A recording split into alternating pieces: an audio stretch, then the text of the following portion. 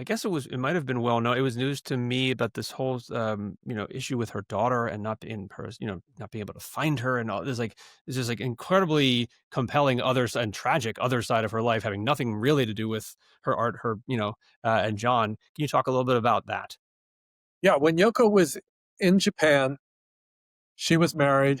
She married this guy who was an American filmmaker.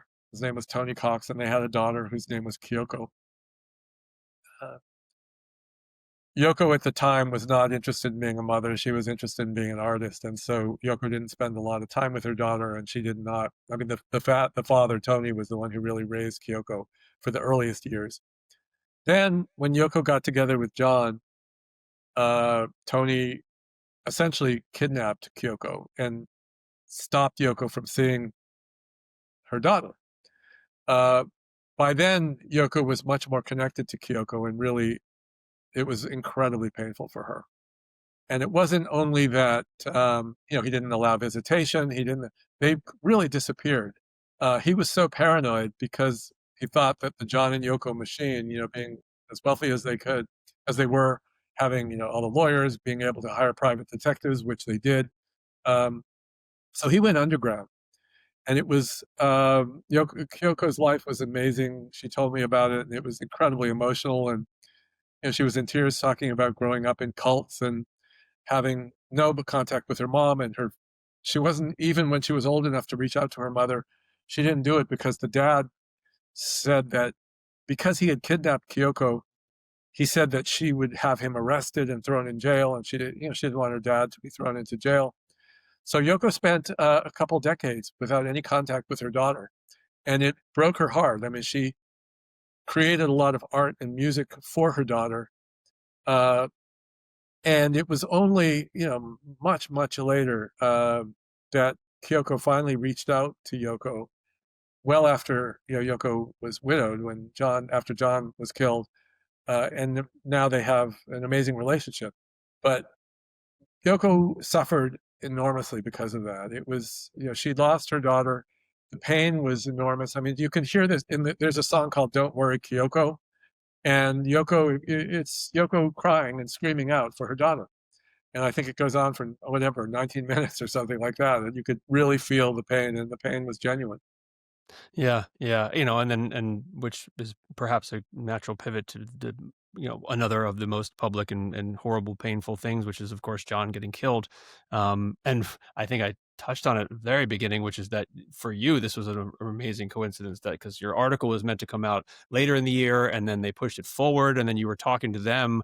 They were excited. And you guys were. I think you were going sort of song by song, and you're like, okay, let's. And they were like, come back, and we'll keep talking about song to song. So you had made plans, and then was the next day, John was killed. Yeah, that's exactly what happened. It was the interview.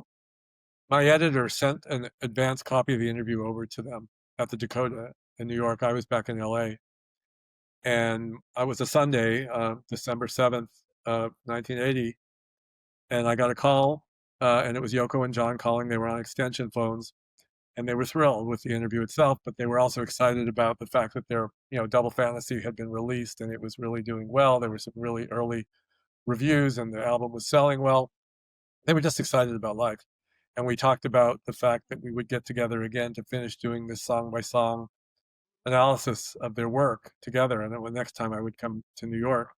The next day, I was home watching the Monday night football game, and it was interrupted by the announcer uh, uh, announcing the fact that John had been shot and killed. And I was like everybody, completely blown away, shocked, just horrified, and disbelieving. And I instantly got on the phone and tried to call Yoko, and I couldn't reach her. I couldn't get through. And I got on a plane and went back to New York. And I went to see her that first morning when I arrived, but I couldn't even get near the Dakota building because there were so many people. I mean, there were hundreds and then thousands, eventually many thousands of people who gathered there to mourn John's death. And it was only about a week later that I finally went and saw Yoko and saw, the most devastated, sad person I'd ever been around. And we cried together. And um, And Yoko went forward and did a lot of the stuff we've talked about, in music and in art, and she had a life and she had other relationships, and she became very close to her children, both her daughter Kyoko, who we were talking about, and Sean. But she never really got over the murder of her husband. I mean, she never did, and she was traumatized by it. He was her best friend, her partner, her husband, her lover. I mean, all of those things. And of course, the other part of it is that she was standing by his side when he was shot and killed, and it was something that she never fully recovered from. Yeah, I mean, and I mean, how could you really? I mean, that would be it would be odd if she almost if she did. Yes, But like so much of the trauma, and you talk about, she was able. She has an amazing capability to take loss and anger and sadness and turn it into art.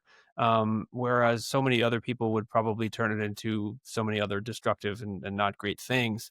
I mean, obviously, she and John had, and there was a history of drug use and things like that. So it's not like she was just a teetotaler. But it struck me as almost like their drug use was almost for was different reasons, like recreational or expansion or whatever, or even just coping with the world around them, as opposed to just like that deep sorrow that she felt. Then she would move into art. Um, which I guess then that has been her way, because if she has not gotten over it, then therefore, like, every piece of art that she's made in the last 40 years has had that under it, which is sort of like feeding her as the engine. Um, you know, yeah. Um, I it's guess so then, yeah, go ahead. well. All I was going to say is the fact that she went back into the recording studio so soon after Yes, yes. she left. I mean, she was criticized for that. People said, "How can you go back and be making music, in the recording studio so soon? You should be in mourning." And as Sean Lennon said to me, that was her mourning. That's the way she mourned, was to go into this studio and make the album that would become Season of Glass, which was an album about her anger and about her sorrow. I mean, it is really a beautiful album, I think, but also really hard to listen to because it is filled with so much sadness and so much anger about the fact that John was killed. Um, and that is the way that she processed John's death, as much as she ever could. Yeah, and hard to look at, even that image of his glasses, Yeah. on the cover of that art is shot, it's like, "Oh my god." Um, And so, then you, of course, as we talked about, you were not just a journalist and, reporting on her and them, like you've kind of swung the other way of like, okay, I'm also like a friend, and have been a friend for her. I mean, are you guys still in touch? Is it as an ongoing friendship? I've been in touch, recently. She's kind of retired now, and I've not been in touch with her since she moved up full time to away from the Dakota up to be in upstate New York, which is where she lives now. But I'm in touch with Sean and Kyoko, and I get reports on how she's doing from them, and the fact that they're all really close has been really pretty wonderful. But she's 92 years old. Right. She was still making music and still screaming on stage when she was in her 80s. And so, it's pretty extraordinary that she's lived such a long time and has created so much. Um, and It's really something that she is. I mean, as Kyoko said, she's living a very quiet, private life right now. And as Kyoko said, here's somebody who devoted her life to peace. And she finally has some peace, which is really gratifying.